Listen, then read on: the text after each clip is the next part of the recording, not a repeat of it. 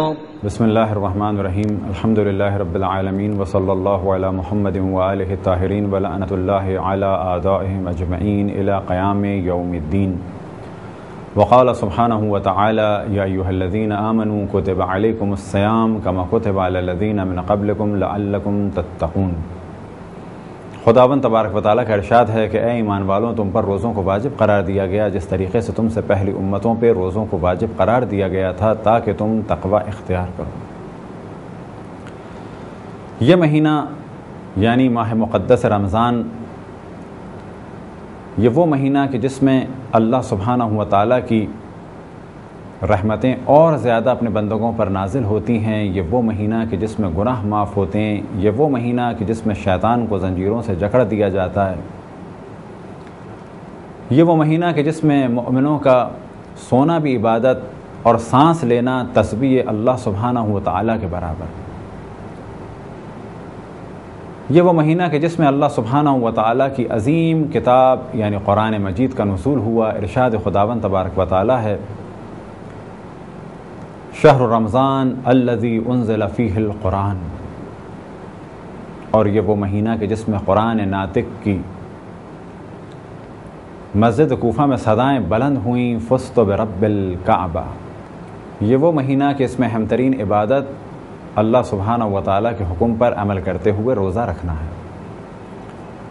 خداوند تبارک و تعالیٰ کا ارشاد ہے یا ایھا الذین آمنوا کتب علیکم الصیام، اے ایمان والوں تم پر روزوں کو واجب قرار دیا گیا جس طریقے سے تم سے پہلی امتوں پہ روزوں کو واجب قرار دیا گیا تھا. اس آیت میں اشارہ ہے کہ اللہ سبحانہ و تعالیٰ نے سابقہ انبیاء کو بھی حکم دیا تھا کہ وہ اور ان کی امتیں روزہ رکھیں. لہذا آج بھی مختلف ادیان میں روزے کا تصور باقی ہے.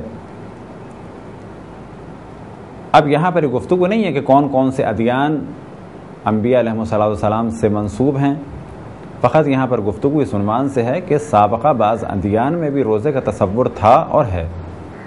لہذا آج بھی ہندوؤں میں روزے کا تصور ہے، بدھسٹ میں روزے کا تصور ہے، اسی طریقے سے جین میں تصور ہے روزے کا، پارسیوں میں روزے کا تصور ہے، یہودیوں میں روزے کا تصور ہے اور عیسائیوں میں بھی روزے کا تصور ہے.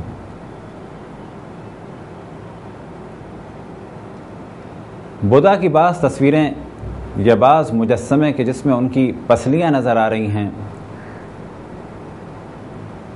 وہ انہی روزوں کی جانب اشارہ ہے کہ جو بقول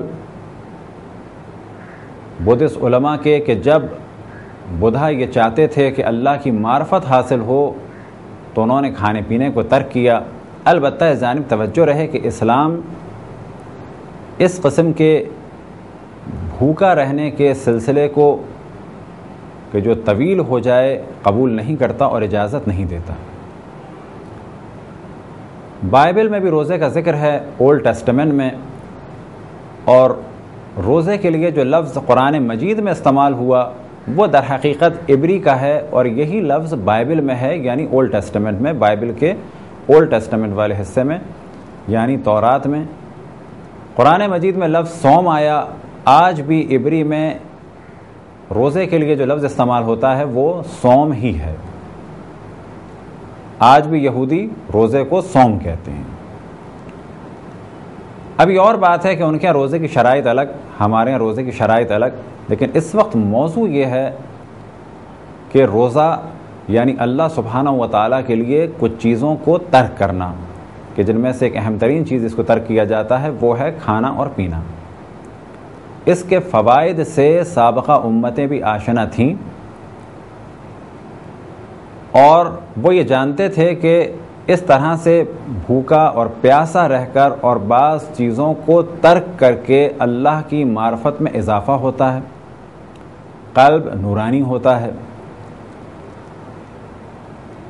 اور بعض روایات میں ہمارے ہاں جب اس جانب توجہ دلائی کہ روزہ رکھنے والا اللہ سبحانہ و تعالیٰ کا مہمان ہوتا ہے تو یاد رکھیں کہ دنیا کی مہمان نوازی کھانے پینے کے ذریعے سے ہے، اور اللہ اس مہمان نوازی کو ہمیشہ سے کر رہا ہے اور ہمیشہ کرتا رہے گا. لہذا جو کچھ دنیا میں ہے وہ سب کچھ اللہ ہی کی جانب سے ہے. ماہ رمضان میں جو اللہ سبحانہ و تعالیٰ کی ضیافت ہے جو اللہ سبحانہ و تعالیٰ نے ہمیں مہمان بلایا ہے تو کھانا پینا تو سب کچھ اللہ ہی کی جانب سے ہے، جو کچھ زمین میں ہے سب اللہ کی جانب سے ہے، لیکن ہماری ضیافت در حقیقت قلوب کی نورانیت کی ضیافت ہے۔ یعنی ماہ رمضان میں جو ہمیں اللہ سبحانہ و تعالیٰ نے روزے کا حکم دیا اور ہم اللہ سبحانہ و تعالیٰ کے مہمان ہیں، اس مہمانی میں اللہ سبحانہ و تعالیٰ کی جانب سے جو میزبانی ہے وہ اپنی معرفت کی ہے، دلوں کے روشن ہونے کی ہے، نفس کے پاک اور پاکیزہ ہونے کی ہے۔ اور پھر اس جانب ہم توجہ دلائیں کہ روزے کے بارے میں سابقہ ادیان میں بھی توجہ دی گئی۔ وجہ کیا تھی کہ وہ اس نقطے تک پہنچ چکے تھے کہ روزے کے ذریعے سے قلوب پاک ہوتے ہیں۔ اب اس جانب ہم دوبارہ توجہ دلائیں کہ ان دیگر ادیان میں روزے کی شرائط الگ ہیں، روزے کے صحیح ہونے کا دار و مدار مختلف چیزوں پہ، ہمارے یہاں اس عالم اسلام میں روزے کی بالکل الگ تعریف ہے۔ بس یہ جو گفتگو ہوئی سابقہ ادیان کے بارے میں، ہدف یہ تھا کہ یہ بتایا جائے کہ جس طرح سے اللہ سبحانہ و تعالیٰ نے ارشاد فرمایا کما کتب علی الذین من قبلکم لعلکم تتقون، کہ جس طریقے سے تم سے پہلی امتوں پہ روزوں کو واجب قرار دیا گیا تھا، اس آیت کا بخوبی آج کی دنیا میں بھی جائزہ لیا جا سکتا ہے کہ اس آیت میں اللہ سبحانہ و تعالیٰ نے جس حقیقت کی جانب توجہ دلائی وہ آج بھی باقی ہے کہ مختلف ادیان میں روزوں کا تصور آج بھی ہے۔ اسلام میں روزے کے لیے خاص اوقات ہیں، اول فجر سے اول رات تک، جیسا کہ اللہ سبحانہ و تعالیٰ نے ارشاد فرمایا وَأَتِمُّوا الصِّيَامَ إِلَى اللَّيْلِ، یعنی رات کی ابتدا تک، إِلَى اللَّيْلِ، بس اول فجر سے اول رات تک یعنی مغرب کے بعد تک روزے کا ٹائم ہے۔ کچھ شرائط ہیں روزہ رکھنے والے کی اور کچھ شرائط ہیں روزہ صحیح ہونے کی۔ اسی طریقے سے کچھ مبطلات صوم ہیں کہ جن کے ذریعے سے روزہ باطل ہو جاتا ہے، اور ایک روزہ رکھنے والے پر لازم ہے کہ وہ ان چیزوں کی جانب توجہ رکھے، انہیں جانتا ہو اور ان سے بچے۔